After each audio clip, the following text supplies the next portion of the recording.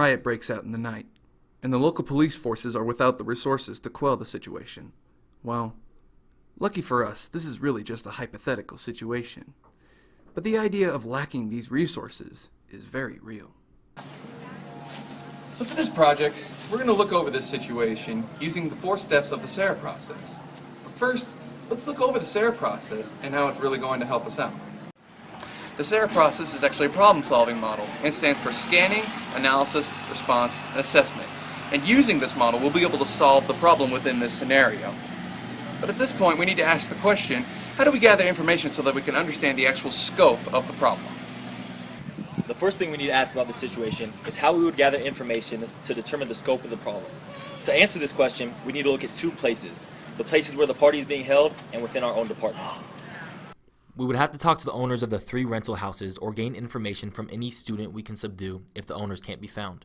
We then would have to observe to see if any drugs are visible to gain an understanding of the student's mental state. Doing this can help us see the bigger picture. Then we would have to look into our own department. Did lack of resources cause this to happen? Could this have been prevented and students have been kept safe if we had the resources needed? We would have to evaluate our intergovernment agency relationships and determine if we truly prepared for what our plan of action would be if a riot like this broke out. After all this being done, we would have to take a look at who had a real stake in all of this. So, what stakeholders would we reach out to analyze a problem?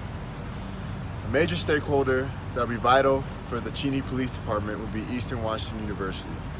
Eastern Washington University is already partnered with groups around the community, and that will shorten the time it will take to conduct a task force.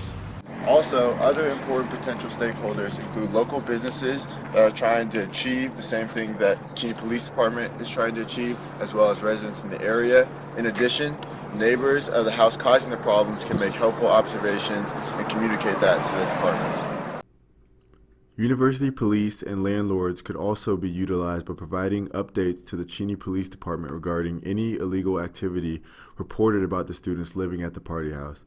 The landlord could provide information about damage history in that house since the students moved in and any possible damages that still haven't been paid for, as well as the severity of those damages. With these stakeholders assembled, potential to create an effective and successful student disturbance task force is very high. So, now, how do we communicate them and how do we go about making a strategy? Hey, I have just the answer for that. It's actually kind of simple. The best thing to do would be to use a comprehensive strategy that includes situational preventions. This strategy has 5 steps that, if put in place properly, will stop college parties from breaking out into riots in the street. The first step is increasing the difficulty for having these parties in the first place. I know when my frat has a party, we have to take a lot of precautions to make sure everything is done legally. We even have to register this party with the city so they know they might have to patrol more that night. The second is to increase the risk of these parties being detected by the police, hence increased patrols. The next step would be to lower the rewards of starting a riot. Personally, I'm not really sure what rewards you can get from a riot, but I guess some people think it would be fun. The fourth step is stopping things that provoke criminal behavior. The one thing that really jumps to mind here is stopping fights before they turn into massive brawls, which from there can turn into riots. The last step is you need to reduce excuses for criminal behavior. One thing you hear a lot at a party being broken up is things like, "It's only a party, who cares?" or "We're just having fun." And while it can be fun for us, I sure wouldn't want to live next to any of my frats live-outs. Now at this point, I'd like to talk about... Hey, it's my turn. It is? Yes. We'll take it away. Now then, we need to figure out what resources we will need, as well as how long, how often, how many resources are needed to prevent this from happening. It can be very tough to control student riots once they have already erupted. One way police can try and take control of the situation is to rely on intimidation rather than actual violence. When students are threatened with the thought of being arrested or told they could get suspended from school, there is a greater chance that they will dismiss the situation and leave. However, this requires many officers to be on site, which cannot always happen. By the time the officers are called in by the complaint of the students, it could already be too late. This style of policing, where officers are called into action, is traditional policing. It is not the best way to prevent these situations from happening. The best way to handle student riots is to prevent them from happening in the first place, which brings us to our correct style of policing for this certain situation. Community policing is based on the assumption that police and citizens share the same values. When police work with the community to build stronger and healthier relationships, crime tends to decrease. The resources that are needed for this are police officers that are willing to work with their community, and in our case, the students. If the students share the same values as the police officers in their community, they will be more willing to work with the police when they arrive at the house for the noise complaint. Now that's all fine and dandy, but what about assessing all this? And now we assess the situation, and here's how we'd go about it. It's quite simple, honestly. First and foremost, we would calculate whether or not the student riot was an incident, meaning occurring once, or would likely turn into a problem, occurring more than once.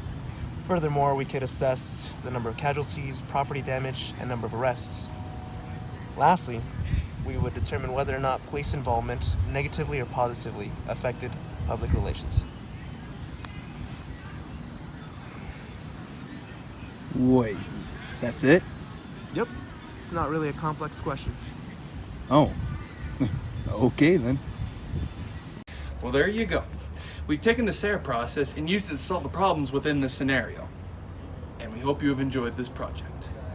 Bad boys, what you want, what you want, what you gonna do when Chevy John don't come for you? Tell me. Lastly, we can determine whether or not police involvement negatively or negatively or positively. Positively, man. The SARE process is actually a problem-solving model, and it stands for Scanning, Analysis,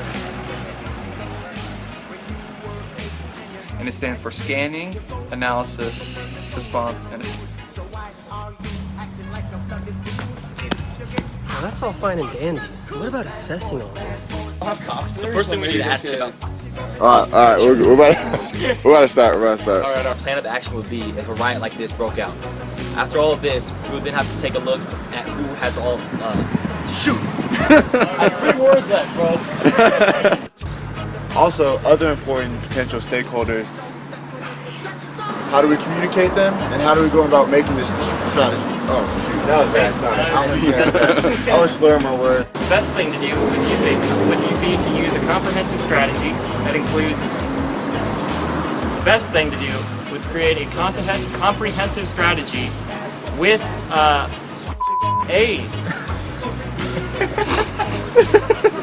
It's alright, it's alright. It's all good. This is why I don't do videos. Man. It's okay. Hey, it's alright. It's all good.